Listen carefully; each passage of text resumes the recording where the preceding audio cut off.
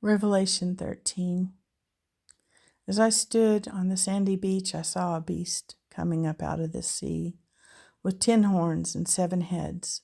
On his horns he had 10 royal crowns, diadems, and blasphemous titles, names on his head. And the beast that I saw resembled a leopard, but his feet were like those of a bear, and his mouth was like that of a lion. And to him the dragon gave his own might and power and his own throne and great dominion, and one of his heads seemed to have a deadly wound, but his death stroke was healed. The whole earth went after the beast in amazement and admiration. They fell down and paid homage to the dragon because he had bestowed on the beast all his dominion and authority.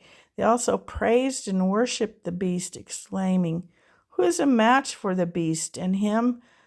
And who can make war against him?" And the beast was given the power of speech, uttering boastful and blasphemous words, and he was given freedom to exert his authority and to exercise his will during 42 months, 3.5 years. He opened his mouth to speak slanders against God, blaspheming his name, his abode, and even vilifying those who live in heaven. He was further permitted to wage war on God's holy people, the saints, and to overcome them. And power was given him to extend his authority over every tribe and people and tongue and nation. And all the inhabitants of the earth will fall down in adoration and pay him homage, everyone whose name has not been recorded in the book of life of the Lamb that was slain in sacrifice from the foundation of the world. If anyone is able to hear, let him listen. Whoever leads into captivity will himself go into captivity. If anyone slays with a sword must he be slain. Herein is a call for the patience and the faith and fidelity of the saints, God's people. Then I saw another beast rising up out of the land itself. He had 2 horns like a lamb, and he spoke, roared like a dragon.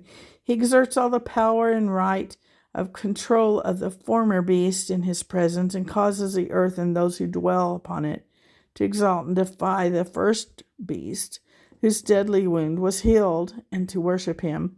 He performs great signs,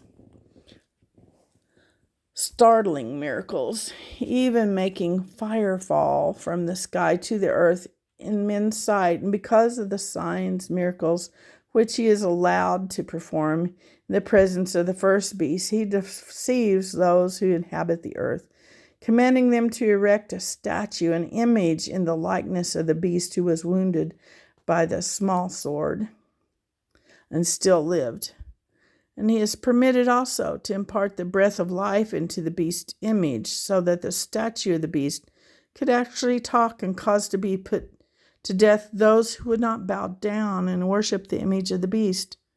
Also he compelled all alike, both small and great, both the rich and poor, both free and slave, to be marked with an inscription stamped on their right hands or on their foreheads, so that no one will have power to buy or sell unless he bears a stamp, mark, inscription, that is, the name of the beast or the number of his name. Here is room for discernment, a call for the wisdom of interpretation. Let anyone who has intelligence, penetration, and insight enough calculate the number of the beast, for it is a human number, the number of a certain man. His number is 666.